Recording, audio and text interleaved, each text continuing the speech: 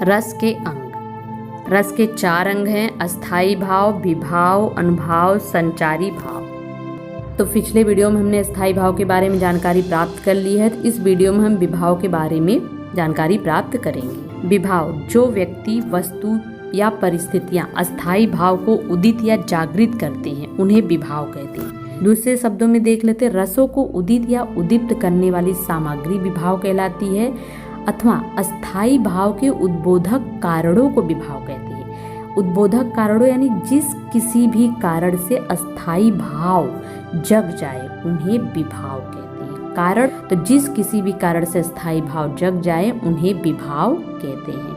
उदाहरण के लिए अगर हम कोई कॉमेडी सीन देख रहे हैं, उस कॉमेडी सीन को देखकर हमें हंसी आ जाती है, तो यहाँ पे हास्य अस्थाई भाव उत्पन्न होता है। किस कारण से हुआ है? कॉमेडी सीन को देखकर। तो यहाँ पे कॉमेडी सीन क्या हो जाएगा? विभाव हो जाएगा। तो आइए देख लेते हैं। विभाव के 2 प्रकार हैं, आलंबन विभाव और उद्दीपन विभाव। आलंबन विभाव, जिस वस्तु या व्यक्ति के कारण अस्थाई भाव जागृत होते हैं उन्हें आलंबन विभाव कहते हैं। सरल शब्दों में कहे तो जिसका आलंबन या सहारा पाकर अस्थाई भाव जगते हैं, जिस किसी का सहारा पाकर अस्थाई भाव जगते हैं उन्हें आलंबन विभाव कहते हैं। या जो सोए हुए मन के भावों को जगा दे, जो मन में हमारे सोए हुए भाव यानी कि जो प्रेम होता है, जो क्रोध होता है, ईर्ष्या होती, जो घृणा होती है, ये सभी भाव हमेशा उमड़ते नहीं रहते हैं मन में, ये सोए हुए भाव रहते हैं। प्रेम जैसे माहौल को देखकर प्रेम की उत्पत्ति हो जाती है।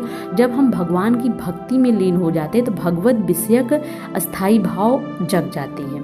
तो इस तरह के भाव से, या कोई ऐसी चीज जिसे देखकर हम भयभीत हो जाते हैं तो वहाँ पे भय जैसे भाव उत्पन्न हो जाते हैं। तो इन सोए हुए मन के भाव को जगा दे उन्हें आलंबन विभाव कहते हैं। जैसे नायक, नायिका, प्रकृति इत्यादि। यहाँ पे नायक नायिका का मतलब है कि नायक का नायिका के प्रति जो प्रेम है, प्रेम यहाँ पे क्या है? एक अस्थाई भाव है, लेकिन किसके कारण उत्पन्न हुआ है? नायक और नायिका के कारण। अगर नायक और नायिका नहीं होते तो प्रेम की उत्पत्ति नहीं होती। तो यहाँ पे कौन सा अस्थाई भाव जगह है? प्रेम। तो नायक नायिका यहाँ पे क्या है? आलंबन हो गए। एक प्रकृति, प्रकृति यानी प्रकृति की चीजों को देखकर, जैसे बिजली का कौंधना, कभी कभी बिजली के चमकने से भी इंसान डर जाता है, भयभीत हो जाता है। तो यहाँ पे भय रस की उत्पत्ति होती है। प्राकृतिक चीजों के कारण भी मन में जो भाव जगते हैं उन्हें आलंबन विभाव कहते हैं। तो जैसे नायक नायिका प्रकृति, नायक का नायिका के प्रति जो प्रेम होता है, प्रेम यहाँ अस्थाई भाव है, तो यहाँ पे नायक नायिका आलंबन विभाव हो गए। प्रकृति, प्राकृतिक चीजों को देख के मन में जो खुशी होती है या मन में जो भय उत्पन्न होता है, तो यहाँ पे प्रकृति क्या है? आलंबन है।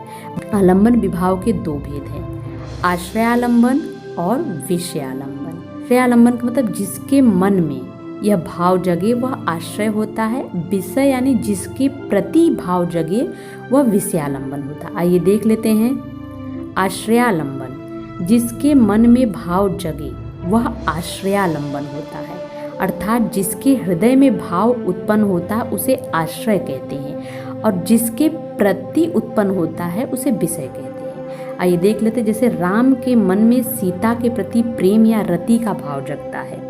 राम के मन में सीता के प्रति, यहाँ किसके मन में जगता है? राम के मन में। तो राम क्या हो गए? यहाँ पे आश्रय हो गए।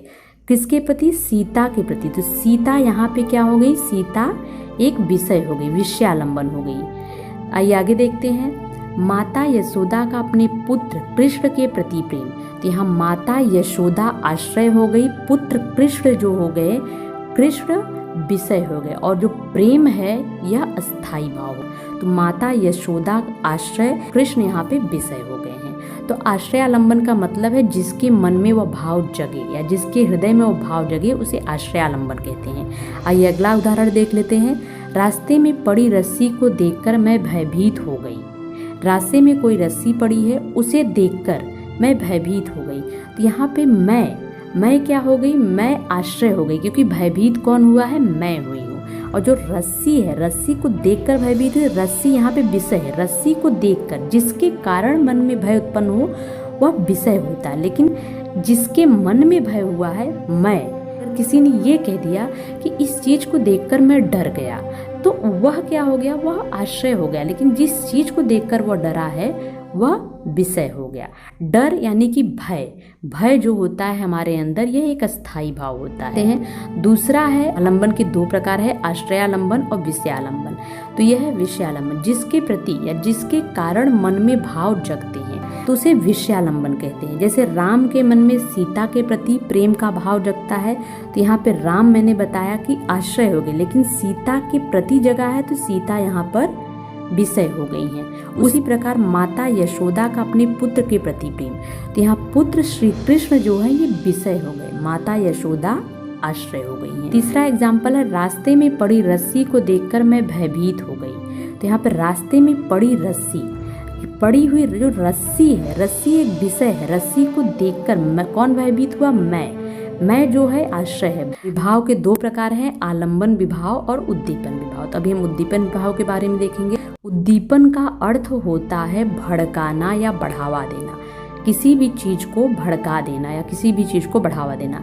इन वस्तु या परिस्थिति को देखकर अस्थायी भाव तीव्रतर हो जाए या जागृत भाव उद्दीप्त करे, उसे उद्दीपन विभाव कहते हैं। फॉर एग्जाम्पल के लिए कोई कॉमेडी सीन हम देख रहे हैं, लेकिन उसे देखकर हमारी हंसी तेज होती जा रही है, तीव्र होती जा रही थी। यहाँ पे कॉमेडी जो सीन है वो उद्दीपन विभाव है, लेकिन जो हमारी हंसी है वह अस्थायी भाव है। जैसे चांदनी, कोकिल, नायिका का रूप सुंदर, एकांत स्थान, यह सभी श्रृंगार रस में आने वाले उद्दीपन विभाव हैं। आइए देखते हैं, प्रत्येक रस के उद्दीपन विभाव अलग अलग होते हैं। जैसे श्रृंगार रस के अंतर्गत वाटिका, चांदनी रात, वर्षा काल, बिजली का चमकना, कोयल की कूक इत्यादि। इसके अलावा वात्सल रस के अंतर्गत बालक की चेष्टाएं, बालक का नाचना, बालक का गाना इत्यादि। वात्सल रस के अंतर्गत उद्दीपन विभाव अलग होते हैं, श्रृंगार रस के अंतर्गत उद्दीपन विभाव अलग होते हैं, हास्य रस के अंतर्गत उद्दीपन विभाव अलग होते हैं, रौद्र रस के अंतर्गत उद्दीपन विभाव अलग होते हैं। आज के वीडियो में रस के अंग, रस के 4 अंगों में से विभाव के बारे में बताया गया है,